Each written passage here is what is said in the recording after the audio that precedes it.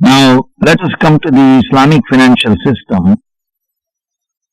Is it possible for the Islamic financial system to help minimize the frequency and severity of such crises in the future?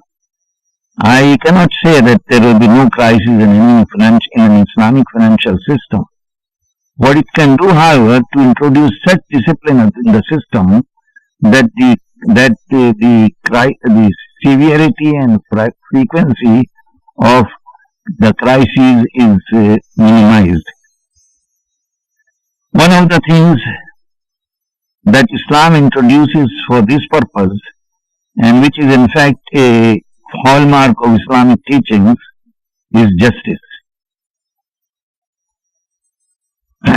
Justice has been emphasized to such an extent in the Quran that it is considered to be one of the primary objectives for which the messengers of God came to this world. According to the Quran, لَقَدْ أَرْسَلْنَا رُسُلَنَا بِالْبَيِّنَاتِ, we sent our messengers with clear signs. وَأَنزَلْنَا مَعَهُمُ الْكِتَابَ وَالْمِيزَانَ, and we sent with them the book and the criteria for right and wrong and justice, and يَقُومُ النَّاسُ بِالْقِسْطِ, so that people may establish justice.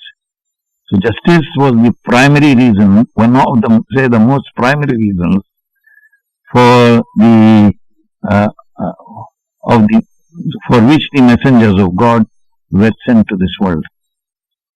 And how Islam wishes to introduce justice in the financial system. It does this by introducing greater risk sharing. No risk, no gain. In other words, if the financier wishes to gain profit, he must also be prepared to share the risk.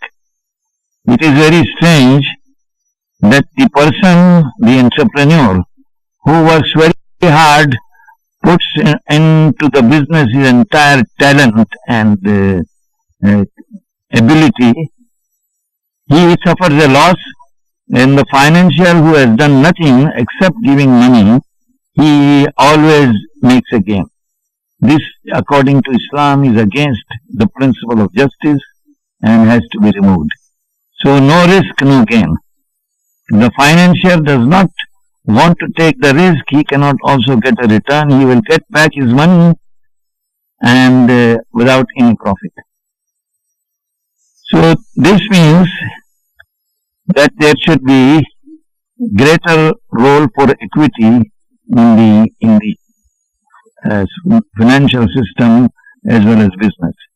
Then, of course, the other principle by which Islam wishes to introduce greater justice into the financial system is the equitable allocation of credit.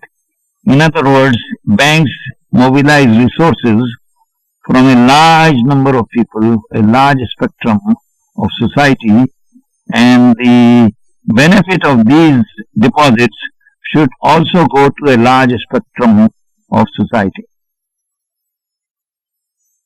But this does not prevail because generally in the financial system mobilizes funds from a large number of people, but the benefit of loans goes only to a small group of people or corporations. Now, this greater emphasis on equity and profit and loss sharing, does not mean that there will be no debt. Debt is, of course, necessary because you cannot cover all financing by means of profit and loss sharing or equity. There has to be debt. But what Islam does is that it relates the debt to the purchase and sale of real goods and services. In the Islamic financial system, there is no direct lending and borrowing. I cannot give you money or take money from you as loan. I can sell goods to you or goods and services to you on credit.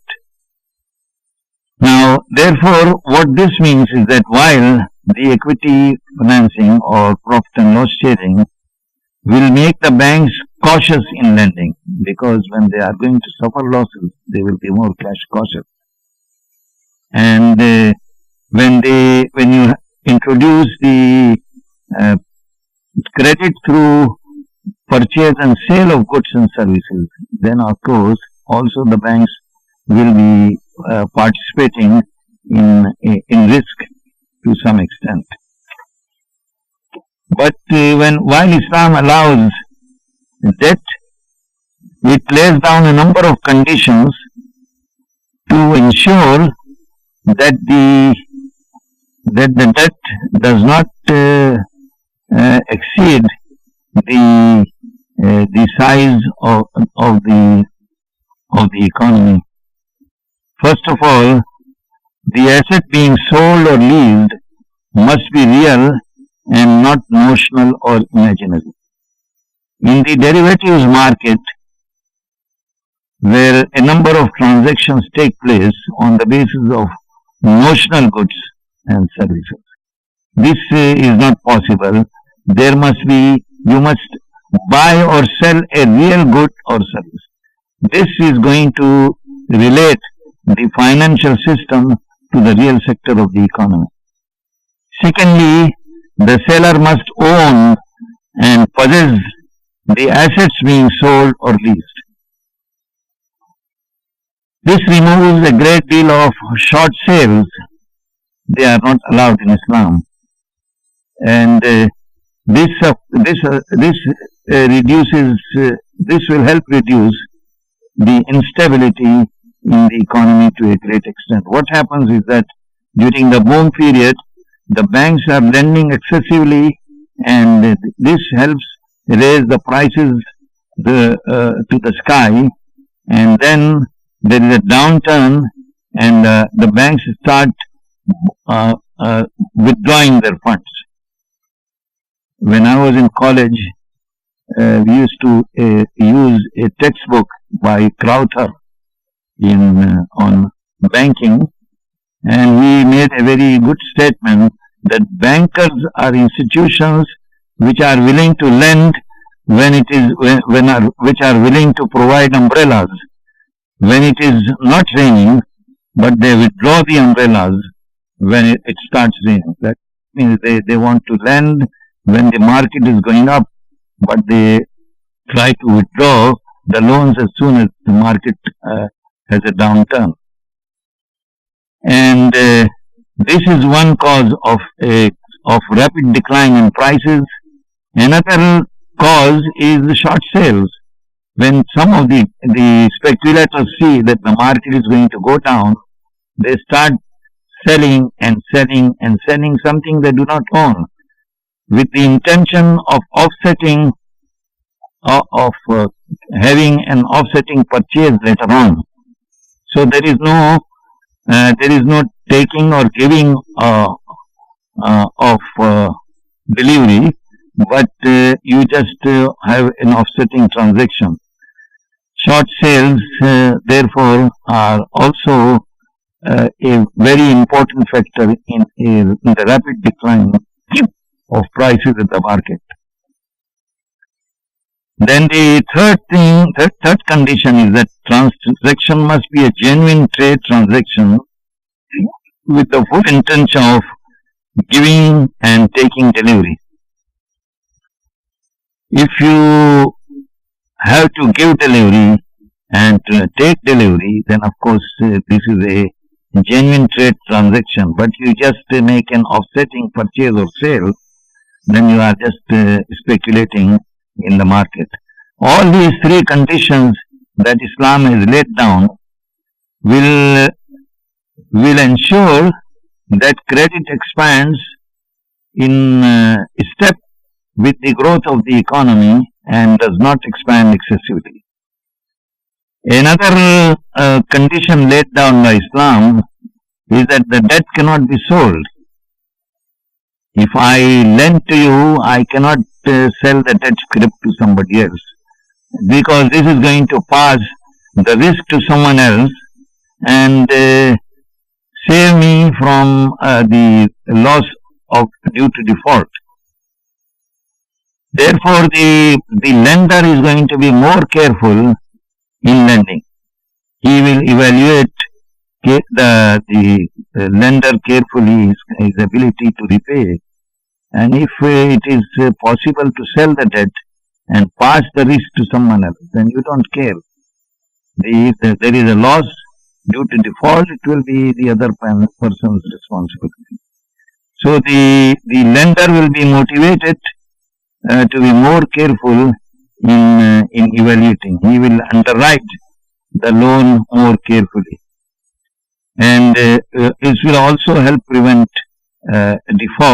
fraud, because if you are going to suffer losses, then you will not resort to this teasing rates. Of course, all these four conditions are very important, but they may still not cover everything. If the government resorts to excessive borrowing, because this is going to provide high-powered money to the financial system, and the financial system will be able to lend excessively. So the government has to control its deficit to the extent to which it is possible for the economy to sustain. Now there are certain implications of these conditions imposed by Islam on borrowing and lending. It will help check the excessive expansion of debt. Then, because the person who is going to suffer the loss is the best one, he is the best one to provide the discipline. In other words, if